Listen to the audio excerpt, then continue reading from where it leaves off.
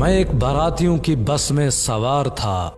बाराती दुल्हन को बया कर घर को जा रहे थे और मैं भी अपने घर को जाने के लिए उसमें सवार हुआ था।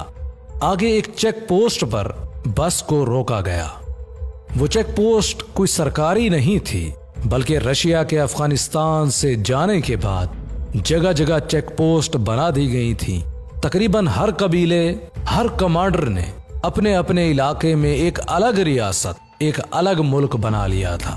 वो रास्ते से गुजरने वाले लोगों से भारी भारी टैक्स लेते और जी चाहता तो लूट भी लेते थे। मैं भी जिन बारातियों की बस में सवार था, उस बस को रोका गया और तमाम बारातियों को लूट लिया गया। यहां तक कि वहां पे मौजूद एक वहशी कमांडर को वो दुल्हन भी पसंद आ गई जिसको वो बया कर ले जा रहे थे। कमांडर ने दुल्हन को पकड़ा और घसीट कर बस से नीचे उतार लिया।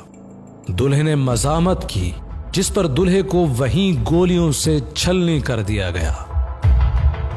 एक कयामत बरपा थी, आसमान फट पड़ा था। ये देखकर मेरे पैरों तले से जमीन निकल चुकी थी और सांसें रुक चुकी थी। इस दिल दहला देने वाले वाक़े के बाद मैं जब घर पहुंचा, मेरी आंखों के सामने धुआं था और मुझे मेरी जान मुझ पे भारी लग रही थी।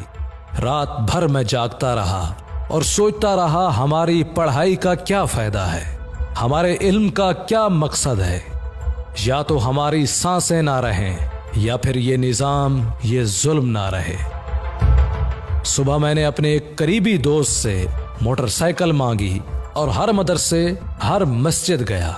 सबके सामने मैंने ये बात रखी कि हमारे मदारिस का क्या फायदा है, हमारी तालीम की कोई हैसियत नहीं जब हम अपने लोगों को फायदा ना दे सकें, उनको इस जुल्म से छुटकारा ना दिलवा सकें। सबको मैंने कल अपने मदरसे में दावत दी और कहा, मिल बैठकर इस मसले पर कोई हिकमत अमली बनाएं।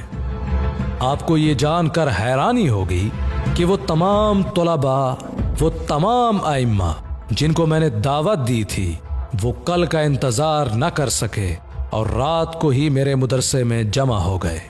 रात भर हमने इन दर्दनाक हालात पर बात की। सुबह हमें एक और दिल दहला देने वाले वाकये की खबर हुई।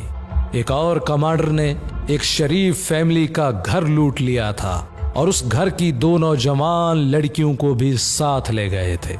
वहां उनकी कई बार इज्जत लूटी गई। हमने उस कमांडर के खिलाफ पहली कार्रवाई करने की ठान ली। वो कमांडर जहां उन लड़कियों को लेकर गए थे, उस जगह को पाशमून चौकी कहा जाता है। रशिया के खिलाफ जिन बुजुर्गों ने जिहाद किया था, उन्होंने हमें कुछ हथियार दिए। फिर हम पाशमून चौकी की तरफ बढ़ने लगे। हमारी तादाद सिर्फ 30 जवानों पर मुश्तमिल थी। हमने बिना किसी अपने जानी नुकसान के उस चौकी पर कब्जा किया और उन लड़कियों को छुड़वा लिया। उस कमांडर को तोप के दहाने पे लटका कर फांसी दे दी गई और फिर हमारी मंजिल कुछ और बन गई थी।